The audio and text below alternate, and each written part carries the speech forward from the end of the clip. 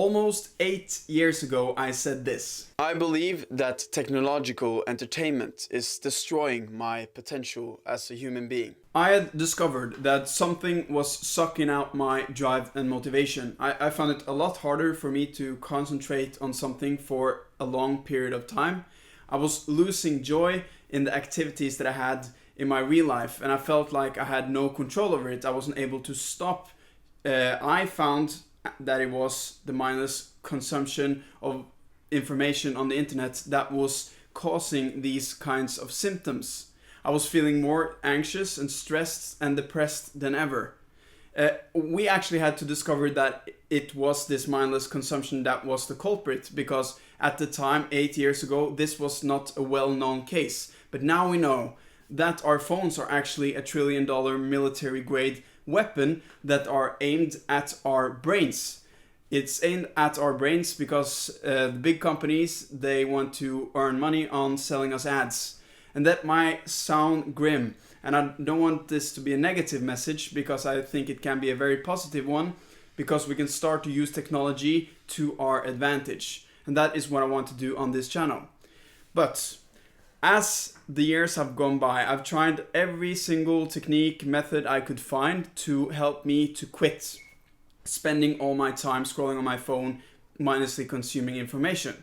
And I have discovered many methods, but the one that really helped me the most is the same reason that I was able to begin in the first place. Imagine, before we had any TVs, phones, computers, there was no way for us to pull up our phone whenever we felt bored and start scrolling and doing something mindless. So I started thinking like, okay, if I need to have the availability of it to start to even scroll and have this addiction in the first place, then by reducing the availability, aka removing the devices and the access I have to those devices, that would naturally decrease my mindless consumption. That's natural. Before we had any devices, we couldn't scroll. When we have them, we scroll. So, if you've seen the thumbnail of this video, I'm holding up an old phone. And that's this one. And the reason I'm doing that is because if we want to tackle this problem, we have to decrease the availability we have to all the apps and the thing that's capturing us on the internet and our phones. And one of the most crucial things that I did to be able to tackle this, because you can put in blockers in place, you can do all of these things that are necessary to make you use phone less, black and white, blockers, screen time apps. But the most important thing that I did was I replaced my phone with a lot shittier phone. This was because I was so addicted, I was so in the loop, in the habit of pulling up my phone whenever I was bored or feeling any other emotion that I didn't want to feel, and then start to scroll. But if I had a shitty phone, then that kind of experience would be really bad. Instead of having this sleek, nice phone I can pull up and do whatever I wanted as fast as that, my phone was kind of like shitty. It was lagging. I couldn't go into the things that I wanted to. And this sounds really annoying, and it is, because, that's a good thing, because when my brain then gets used to this new circle of pulling up my phone, it's used to everything going nice, but then it started to lag. You're interrupting the habit patterns that are programmed into your mind. So your mind, after a long period of time, I did this for maybe 5 years, I started to associate the phone less and less with entertainment and more with just communication. Like I feel like the phone is supposed to be used. So this is a very drastic measure of replacing your phone with a lot shittier one, and one that doesn't work that well. But I want you just to be aware of your own patterns and think about this thing about availability.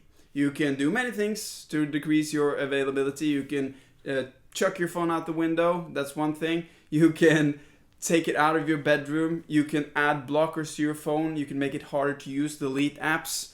And when you do this, I want you to remember this kind of simple arrow in the middle here.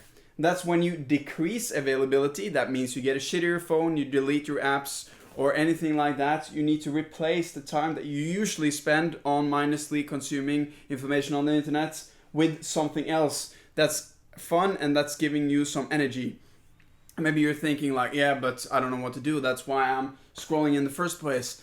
Then I can make another video on that, but you also need to just get creative. But just remember this. Get creative on something that can replace this and start slowly and build up.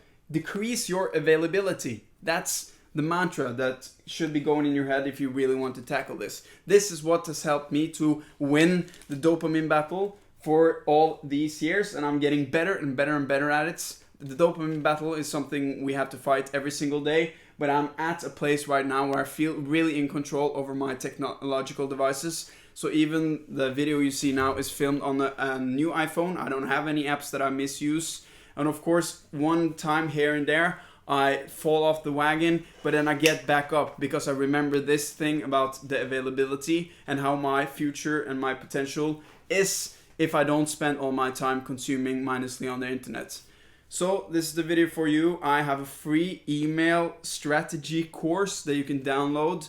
It's 7 days. It's totally free, and you can go through each day, and I will dive a lot deeper into these kinds of concepts because I have many more of them. Okay, I'm Francis Drake.